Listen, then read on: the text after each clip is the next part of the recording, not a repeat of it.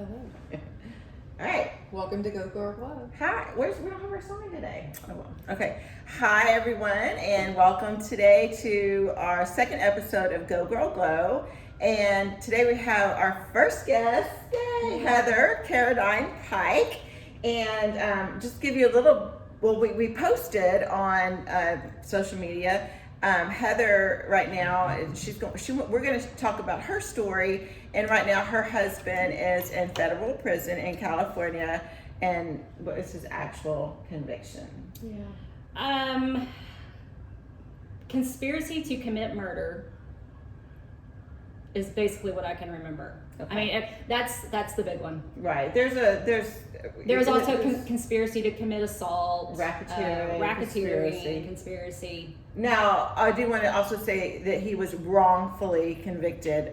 So that's my opinion. That's her opinion. Becky's just now learning about Heather and her story.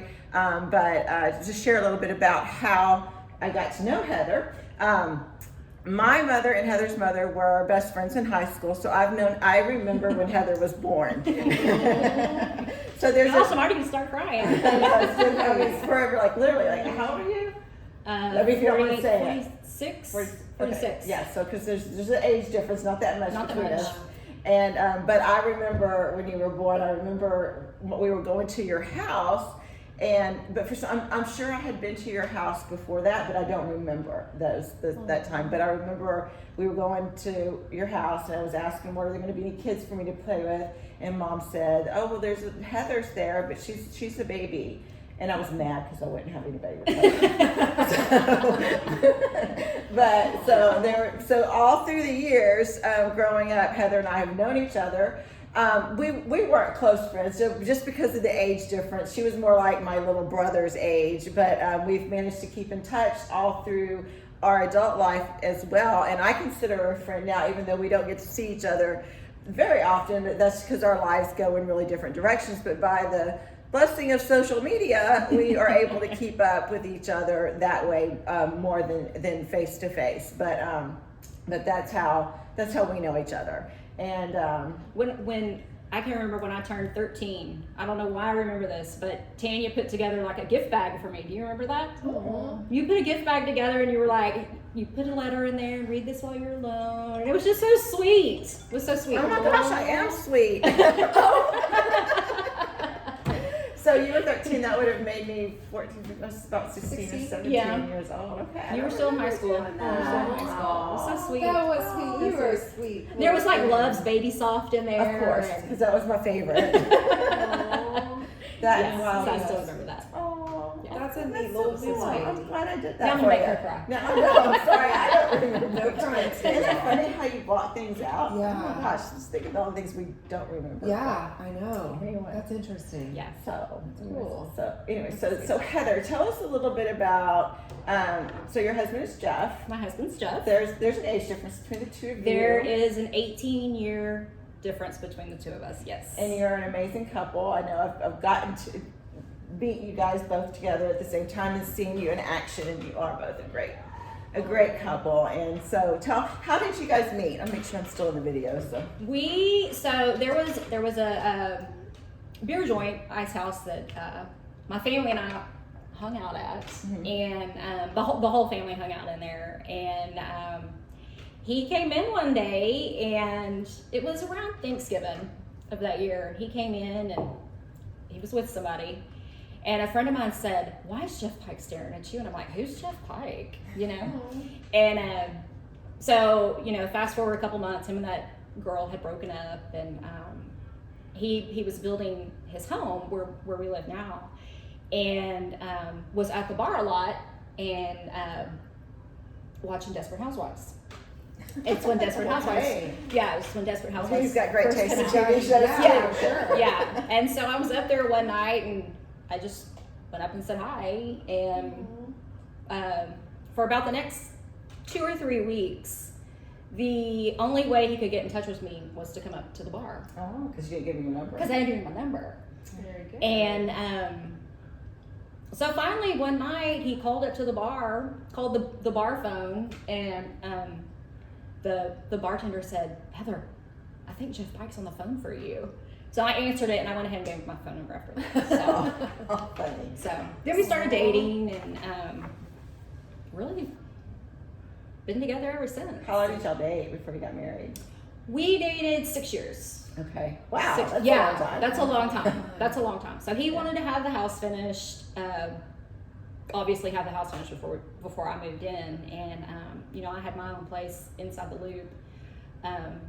So finally, one day he was like, you know, and I had been telling him this, you know, if we pay people to finish the house, it'll be done faster. Because he's like, he kept going, well, but I can do it. But I can do it. I'm like, I understand that, but other people can do it faster, Right. and we'll be done. So one day he was upstairs working on the house, and I got a text from him, and he said, you know, if we paid somebody to finish this house, it'd be done faster. And I went, okay. Wish I thought of that. Yeah, it's your idea, so okay. So we did, and I moved in, and he proposed, and we got married a couple weeks later. We eloped. I didn't want our wedding to turn into this big circus and party with, you know, all the people that we knew. Yeah. And it was the easiest thing I've ever done. Huh. You know? Yeah. I got my hair done, and the Sorry. girl who does my hair, she said, well, you know, I can come do your makeup, I'll do your hair, I'll take your pictures. She said, there's a store down the street that sells wedding dresses. I said, okay. So I ran in there. No, y'all eloped to San Antonio. We right? eloped to San Did you get Antonio. married on the Riverwalk? We did at Yes. Marriage Island. It's Okay. called Marriage I didn't Island. know that was a thing. Oh, Yeah. awesome. It's called Marriage Island. That's so cute. I had no Yeah. idea. She's got some Yeah. great pictures. I mean, her Yeah. pictures. Since, you know, there was no wedding party. Yeah, Yeah. there was no wedding. She's got cute pictures though on her Facebook page. I if you wanna probably look. still hear about that, but, you know. Hey, it's your wedding. That's what you do. Yeah. You do. Yeah. Absolutely. You do what you want to do. Yeah. So, who is Jeff Pike, though? Yeah, for who those is that don't Jeff know. So, Jeff Pike was the national president of the Bandidos Motorcycle Club, Okay. and which in, you know, that circle of people is it's a pretty big deal. Yeah. And when I met him, he was just a national vice president. So So can I interrupt you real quick? Of course. So how do you become the national vice president and president of that club? Well, so Jeff's been in. He marked his 40th anniversary this past summer. So he's been around a while. Okay. And it's kind of just people that are already there in the national chapter, or will say, Wow. you know, come join our national chapter, and then you just kind of go through the ranks like that. So, is it a Interesting. nomination and then he gets voted into, or? No, they don't do, or they didn't do elections, I guess. It was just kind of well, this guy's gone now, so you want the job? Oh, And he okay. said, okay. So is that a paid job? No, Okay. no. So Not that's at all. it's just a recognition. I mean, it's a big thing. I mean, Yeah. I don't know that much about it, but I do know that it's a big thing. I mean, I've seen TV. That's about all I know about that type of thing. And it's, So it's interesting. yeah, so it's not paid. We've never received any white envelopes from anybody. You know, Tony Soprano. So. Yeah. That's what I'm saying. I've only seen on TV what you see Right. on TV. So, since you said that, let's talk about the Well, difference between the real yes. motorcycle club and what we see on, like, Yes. say, Sons of Anarchy. Yeah, For which, That's sure. what I mean. People that don't know about motorcycle clubs, that's what they're going to think. right. Okay. And so when Sons of Anarchy came out, I mean, I was excited to watch it. Uh-huh. And we watched the first couple of episodes, and he said, nope, we're not watching this. This is not allowed in my home. We're not watching it. This is not what it's like. Not what it's like at all. So, I mean, you know, what I saw was Jeff just liked to get out on his motorcycle and go socialize and Yeah. have a good time. Right. And, you know, he always said the best way to ruin a good party was to have a meeting. We're here to party. We're not here to, Yeah. you know, don't bring me down. Yeah. You know, I'm here to have a good time. Yeah. So, I mean, and that's what we did. We'd get on the bike and, you know, some of the some of my favorite days were coming home from work and the bike be sitting outside ready to go. Wow, you knew it was time. And I'm like, okay, we're gonna go have fun tonight. Well, So. it's interesting because like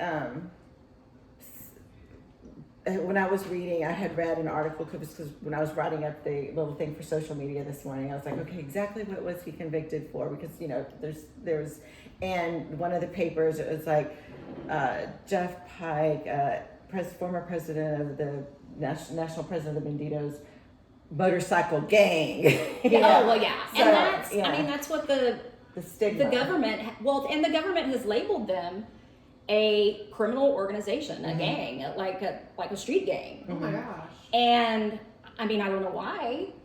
I always want to go, tell me why. Yeah. Show me some evidence that says this is a criminal organization. Right. Because, like I said, I've never gotten a white envelope full of money from whatever it is y'all think they're doing. Right. Right. Interesting. Yeah. So Golly. when Jeff became president, though, I know and this is just through things that you've said and things that I've heard through, my mom or your mom, but he made a lot of changes to the club and bringing in people. I mean, tell me about the people that he brought into the club. I just think that during his time, I mean, anything in life is going to evolve with what's going on today, or tomorrow.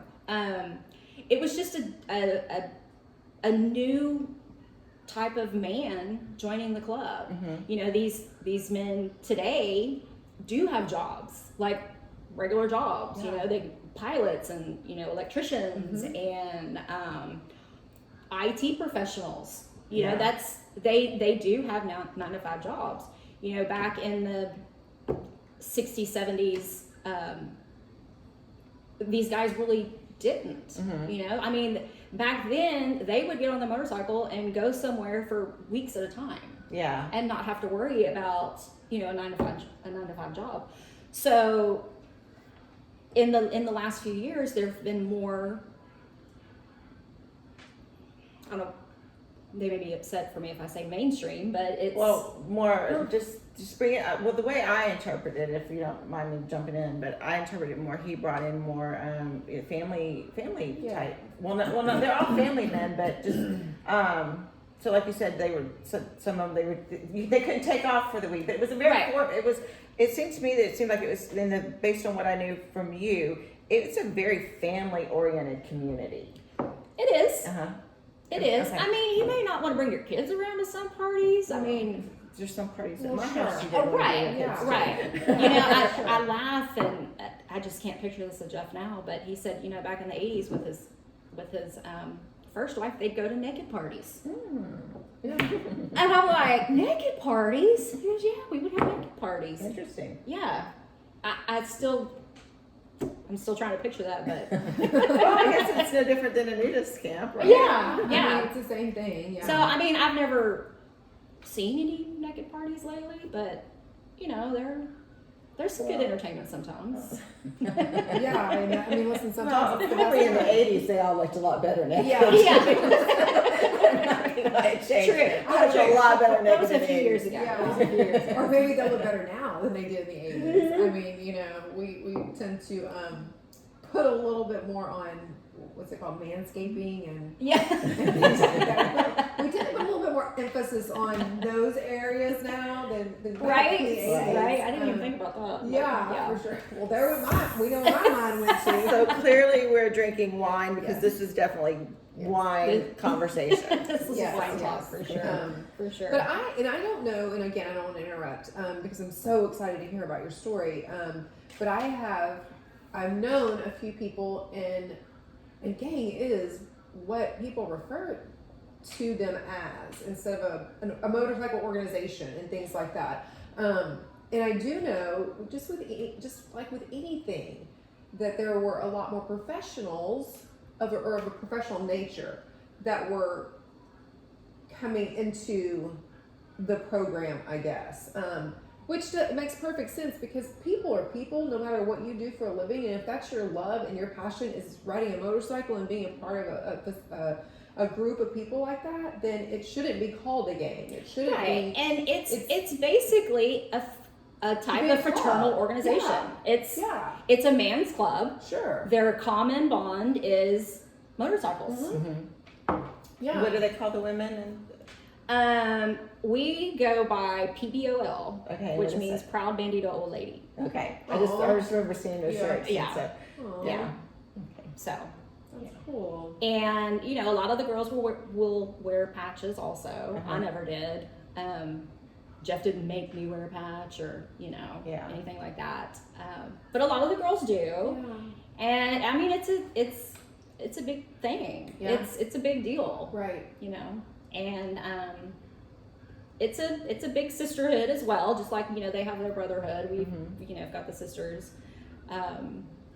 So it's just a big family. Yeah. Yeah. It is. Mhm. So, how long were y'all married? Have y'all been married? We have been married. I always have to calculate. In January, it'll be 9 years. Okay, and then plus 6 years on top of that. Plus 6 years, yeah. Okay. Yeah. All right. So he's So almost 15 years together, which again, I think 15 years ago I was in high school. So, yeah. but I really haven't. Were you? No. No. It's because I've been out of high school for 30 years here. Yeah. I was like, she's calculating that in her head. I was like, no, because I was like, okay, I remember you told me how old you It's were. been a little bit And the longer. fact that I'm thinking that quickly is like, but you were like, because see, you're like, you're your lips and calculating, and I'm like, no. She's not. She feels that young still. Gotcha. Yeah. Okay. So, yeah, I mean, that's, a little bit about the club and, I guess the main thing I wanted to stress on here is it's not Sons of Anarchy. It is not Sons of some, Anarchy, no. Yeah. organized gang that's, no. yeah, okay. That's No. that's one thing that I wanted people to know straight up when we started talking Now, about I mean, as a club, no, it's not like that. this. Okay. Are there bad people? Sure. Anywhere though. Anywhere. But there's Yes. bad people anywhere. Absolutely. You have bad cops. You have bad priests. Absolutely. You have a bad Mason member. Yeah. Right. But as a whole, no, it's not a gang Yeah.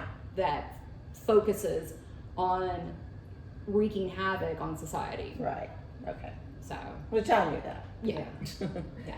So That's okay. awesome. So y'all been together, and I was doing the math in my head. Now I've totally lost track because we're being recorded. So we've been too, together so- almost 15 years. Okay, gotcha. Yeah, Okay. total. All right. So and no children. No kids. Got So some ducks when I met and Jeff, his kids were pretty grown. I mean, they were, late high school age. Okay.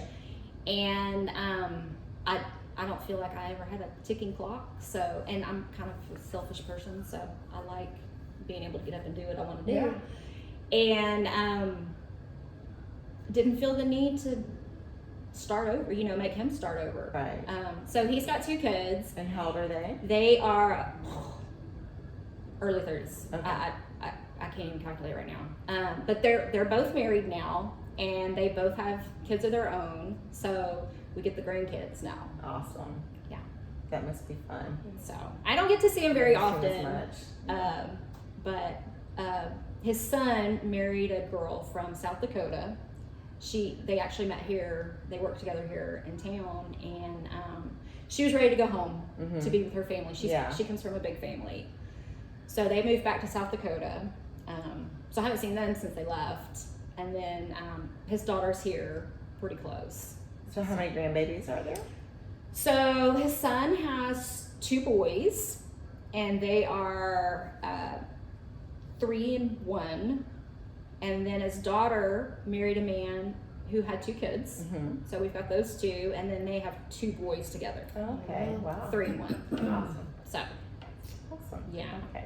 So I just jumped right to grandmother. So you're Right. very busy, yes, for sure, with the Well, with what's my dad always said, if you could have been a grandparent first, you would have. Right? Yeah. You did skip right to the best part. Yes, so. for sure. All right, so let's talk a little bit about, kind of share a little bit about, let's just move on into the Yeah. rest, the conviction, where you are now. So, So on January 6th of 2016, we were laying in bed, or we were sleeping. It was 4:15 in the morning, and something woke me up. It sounded almost like a hydraulic, you know. And I sat up in bed and I thought that was just sounded weird. And then all of a sudden, these lights come down our driveway, and at that point, it didn't register to me that they were flashing lights. I just thought they were lights coming down our driveway like a bunch of cars. And so I, shook Jeff and I said, somebody's here. And he jumped up and of course, grabs a gun, and he looked outside and he goes, that'd be the cops. So he started getting dressed, and they called, Jeff Pike, this is the FBI, come out, blah, blah, blah. And so he went out, and after a little while, I walked out onto our porch. So our house it's a 2-story house, but the bottom part is a shop area. And so then our living area is on the top. So I walked out onto our porch. Well, then, put your hands up, walk down. So then they handcuffed me for a hot minute. And but y'all were sleeping. You had no idea that this was even coming down the pipe. 4:15 in the morning. 4:15 in the morning. Yeah. There was no buzz or anything that this was coming. No. Okay. No. So the FBI agent sat me down, and he's, do you know who your husband is? And I said, yes, I know who my husband is. Wow. And well, I've been in here before and I've talked to him. And I said, then if you have, then all this isn't necessary. There was a Humvee there with, a man manning a machine gun. Oh my God. There was at least 2 Humvees in there. There were several, blacked out Suburbans and cars, and just oh my God, all over our property. And I said, so then all this is not necessary. This was not necessary. Right. So then he asked me, he said, well, can we come in and search the house? Well, me, I miss Dateline and, true crime stuff. And I'm like, do you have a warrant? Well, we're just looking for some documents. I said, no. So they did all that, came into your home with the Humvees, the machine guns, and the blackouts, and they didn't have a search warrant. No. It was just an arrest warrant for him.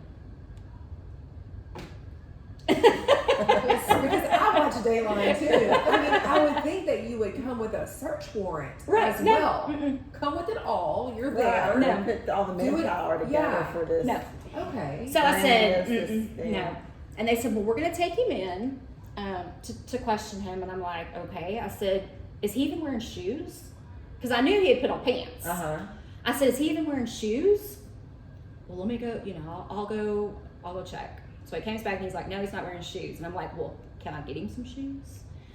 Yes, but somebody's gonna have to go in the house with you. I said, that's fine. Okay. So we walked in the house, and the first thing I saw was flip-flops.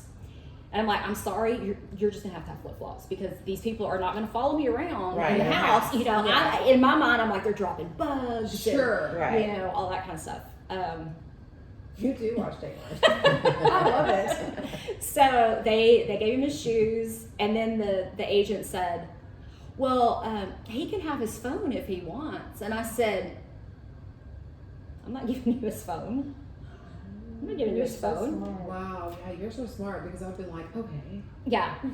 So they loaded him up and left, and I immediately got on the phone and called, I got on his phone and called the attorney that we know, and so we got that ball rolling. But we have, just like every other citizen in the city right now, we have security cameras. Right. On our we live on about 5 acres of property, and so we've got cameras at the front gate. We've got cameras on the house, with different angles. And so we went back and downloaded the video footage of them coming into the house. Insane. Really? Insane. They came up to our gate with full shields. It's 4:00 in the morning and you're sleeping. Full shields, like 10 military-looking guys. Cut the arm of the gate, pushed it open, and then you just see car after car after car after car. And that was not all the cars. They left cars out on the streets. They didn't even bring all the cars into the property. Now, mind you, there was probably 15 to 20 cars inside the property. Doesn't that seem a bit excessive? Because and I'm interrupting your story and I don't want to. For two people, I mean, they certainly surveillanced this home. They knew who lived They there. had been there before. Yeah. They had been So they inside know the property it's before. You and Jeff, Mhm. and they're going to do all of that dramatics. Yeah. It was very dramatic. Wow. Oh. It's comical to think back on it that they went through all that. I said you could have called him. He would have turned himself in. Right. Yeah, for sure. So how did they? You said they'd been on the property before. Yeah, so why? Back up and tell us a little bit about that. So years ago, one of our really good friends was killed by a drunk driver. He was on his motorcycle and he was killed by a drunk driver. And his funeral was coming up, and it was expected to be, a big deal. There were people coming in, other motorcycle clubs coming in for it, and out of state, and so they came to tell Jeff, well, we're going to be there observing, from afar. We're not going to mess with anybody. We're just going to be there observing. He's like, I figured you would. Yeah. But, thanks for letting me know. So they came up to our gate, rang the gate. Jeff let them in. No big deal. But I think they just had fun coming in at 4:15 in the morning, for sure. all dressed up. And Yeah, for sure. So they were so I'm trying to think that just in my head, because I watch so much stupid ID channels. Me too, girl, me So too. this is so right up my alley. But so they were just letting Jeff know, as the president of the Bandidos Club, that this They were gonna be gentleman, there. that they were going to be there. So it was kind of like courtesy. Mm-hmm. Because still, they must think you're a gang and that they're doing these evil things and this Right. conspiracy. And all so this they other have to be stuff. out there with their long-range Okay. cameras observing, everybody going into this Okay. funeral. Okay. Yeah. I got it. So This is they're making me usually mad. there. They're Like, usually this is making me mad. Well, it should. Yeah, this is just. So okay. I think that's so, why I'm so open about our story, is because I hope it makes people mad. Yeah. I hope it makes people mad. So we get to the courthouse that day. The attorney gets there, and Jeff is still like, I don't know. He says no eyes there. He still has no idea why he's there. And we get the indictment, and it's conspiracy to commit murder, assault, blah blah blah. And we're like, who died? Yeah. On who? Who was murdered? Who Yeah. was murdered? And so for 2 or 3 indictments, we still didn't know who was murdered. Oh wow. So they actually changed the indictment 3 or 4 times. The indictment's what they're gonna charge him against. Right? Yes. Okay. Just gonna, Yeah. Clearly, I don't watch Yeah. as many law shows as y'all do. Oh yeah. Yeah. For sure. So they changed the indictment several times, and finally, it came out who was supposedly murdered. Wow. Yeah. So. And so, how long did it take from the time that they took Jeff from your home to change the indictment 3 or 4 times for them to finally say, okay, this was the person that was killed? A couple of years. No, Years? about a year and a half. A year and a half? About a year and a half. So he'd been in custody and incarcerated, or No, he actually did get bond. They gave him Okay, bond okay. to come home. Okay. And so he was out from right after his arrest until we went to trial, until he was convicted. So about 2 years. but for all that time he never knew who or what they were charging him with in killing someone. Right. So poor Jeff was walking around like never knowing for a year and a half who had died, so that he could even possibly build a defense. Right. Too. Right.